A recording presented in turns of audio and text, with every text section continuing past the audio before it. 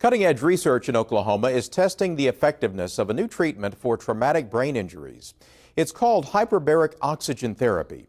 The treatment shows such promise, state lawmakers are being asked to provide $30 million to make it available to Oklahoma's thousands of veterans.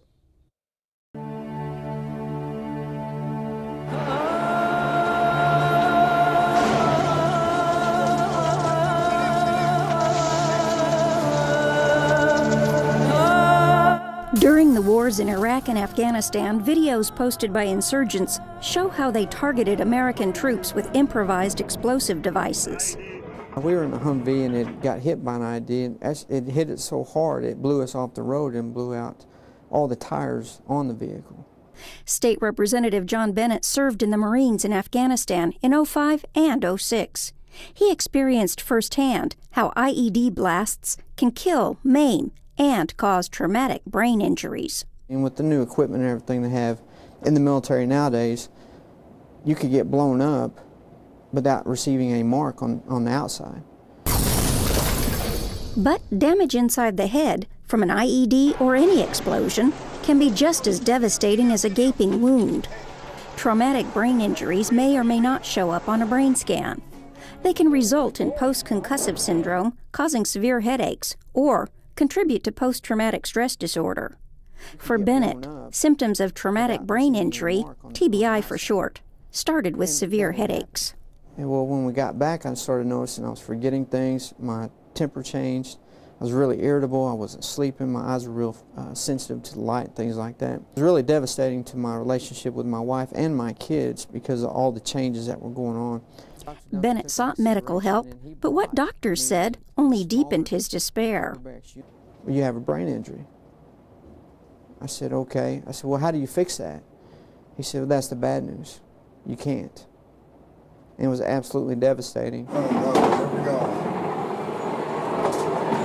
But a glimmer of hope reappeared when he heard about hyperbaric chamber oxygen therapy. It appears to help people suffering from TBI heal. Now there's a push to find funding, as well as make the treatment more widely available for veterans. The push is led by William Duncan. Semper Fi funds actually funded our initial research that was done at LSU.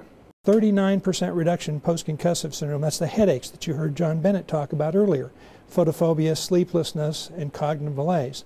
30% reduction in PTSD, which is the largest reduction in PTSD ever recorded of any treatment, and a 51% decrease in depression with a 96% improvement in emotional control.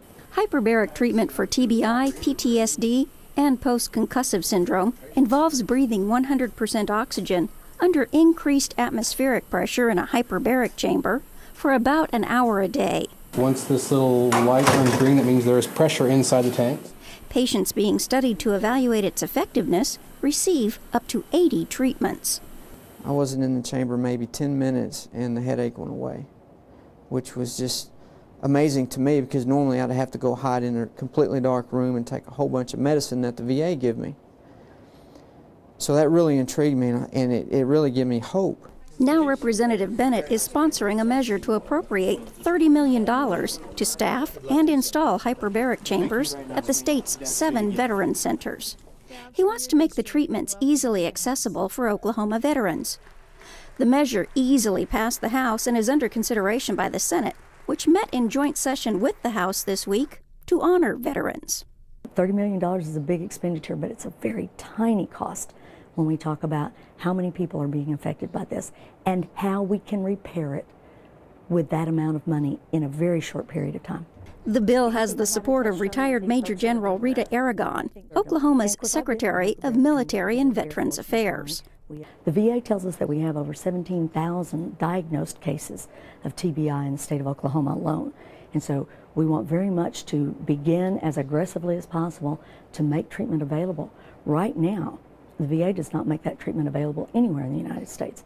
And only through the great grace and care of a number of people, including Oklahoma State University, are veterans now receiving that kind of traumatic brain care treatment, which will actually help reverse and retrain the brain. This big blue tube is the multi-person hyperbaric chamber run by the OSU Health Sciences Center in Tulsa. So far, only a handful of Oklahomans, including Army National Guardsman Lieutenant Matthew Smotherman, get hyperbaric therapy here. First time I got into it, I had no idea whether or not the treatment was going to work. I figured at this point in time, with all that I'd been through and everywhere I was not going at that point in time, I figured it was worth a shot. Smotherman suffered TBI after enduring 3 serious IED blasts in Afghanistan in 2011 and 12. When he came home, his wife Zoe noticed her normally outgoing husband was withdrawn, confused, and unable to articulate thoughts. Nor could Smotherman concentrate long enough to fill out the paperwork to re-enroll in law school. He was having a lot of trouble concentrating. He was having a lot of trouble sleeping all the time. And just felt very angry. That's not like him at all. I was exhausted, I was tired, borderline depressed, kind of lost. Then he volunteered for the OSU Center for Health Sciences study of hyperbaric oxygen therapy for brain injuries. It's part of a wider national study seeking FDA approval for the treatment. Until the VA also approves hyperbaric therapy for TBI, its hospitals and Oklahoma's veteran centers can't offer the treatment, even if they have the equipment and staff. If Representative Bennett's measure passes, it could expand the study, which would make the treatment more widely available in Oklahoma, even without FDA or VA approval. So I'm going to Washington this week and talk to the folks at the VA about, look, if we get you the chambers and we get you the people to run the chambers, will you allow them in the hospital and allow us to get started with this? It's critical. General Aragon says doctors believe the sooner patients begin hyperbaric oxygen therapy after a traumatic brain injury, the quicker they will heal.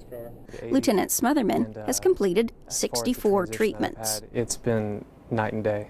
It's a complete transition. It's gone from me not being able to multitask, not being able to focus, not being able to concentrate, not being able to sleep without taking medication, to being able to sleep without taking any kind of medication whatsoever, having no problems with that at all. He's also now back in law school and has taken company command of the unit he deployed with to Afghanistan. The defining moment for me was when I was sitting in my house, my wife was walking down the hallway, and she was talking to me, and she stopped in the middle of what she was saying. She's like, you know what? It's really good to have you back. Zoe says she knew she had her husband back when he suddenly breezed through filling out the paperwork to re-enroll in law school. In just one day,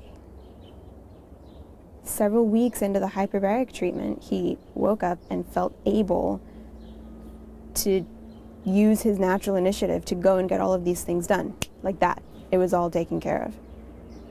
And he's pretty much been that way since then. But that was the day when I was like, okay, he can start to help himself again. And before that, he just hadn't been able to. We need to rescue these men and women who answered our nation's call.